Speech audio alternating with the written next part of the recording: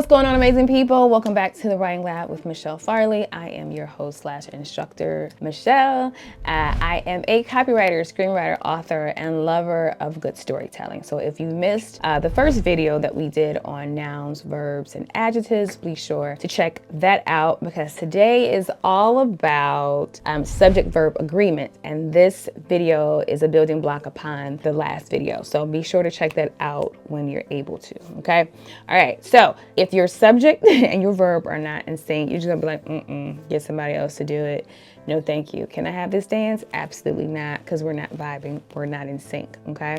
Subject-verb agreements make your sentences sync in a way that resonates with your readers, right? But what if it's all jumbled up and it's just not coming together? You're gonna lose people quickly. And that's regardless if you're writing a paragraph, you're writing an essay, you're writing an article. If it's not working and it confuses people, I can't tell you the amount of memes that I've read or tweets or threads that I have read that someone was not, it just wasn't giving what it was supposed to give as far as subject-verb agreement, and it just left people confused, right? That's something that you do not want to do.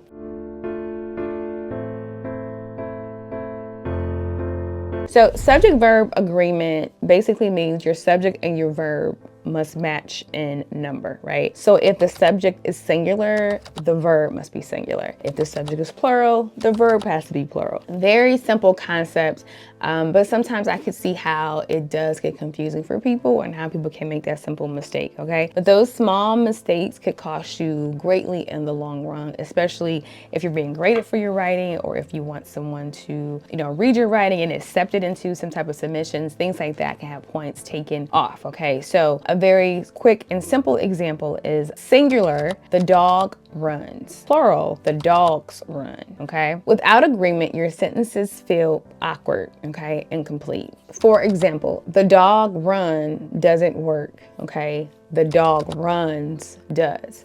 All right, so let's talk about some common pitfalls with subject-verb agreement. All right, you want to watch out for these types of traps. So compound subjects, when two subjects are joined by and, use a plural verb. Example, the dog and the cat play. Subject separated from verbs. Don't let extra words between the subject and the verb confuse you. For example, the bouquet of flowers is beautiful. Indefinite pronouns. So words like everyone and nobody are singular. Example, everyone loves a good story. So now that you got a handle on subject-verb agreements, you got your compound subjects, your separated verbs, and your definite pronouns, let's do a little bit of practice, okay? The team run to the field. The team run to the field. The second sentence, each of the players is ready to win.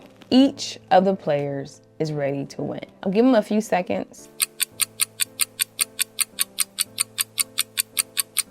All right, so how do you feel? All right, let's go over your answers. Okay, so sentence one, if you thought it was incorrect, you are correct. The correct version, the team runs to the field. The team runs to the field. Sentence two, if you say that it was incorrect, you are wrong because the sentence is correct. Each of the players is ready to win. All right, so we're coming to the end of our subject-verb agreement lesson. How do you feel? Great, I hope. Great, I hope. You did great. You did great. Practice, practice, practice. Remember, this channel is all about progress over perfection. So even if you got some of the examples wrong, don't freak out. With practice, you'll be able to notice when a subject-verb agreement is actually agreeing and when it's off and when it just sounds funny in your head. More than likely, if it sounds funny in your head, you're probably right. You're probably right. But again, it takes practice. Again, if you have any questions, always feel free to drop them in the comment section. I'll be more than happy to answer your question. Also be sure to hit that notification bell so you know when new videos drop every Tuesday and Sunday. But if you have a question in between that time, go ahead, drop it in the comment section and I will be happy to answer your questions, okay? So next time that we meet, we're going to talk about punctuation, right? Those are the things that hold the sentences together. Those are the commas and the periods and the semicolons. And we're not going to go too deep into punctuation, but we're definitely going to go over the basics, which is going to include our periods, our commas. But until the next time that we meet, I wish you all peace, joy, love, blessings, all that wonderful stuff. And we'll talk real soon. Bye.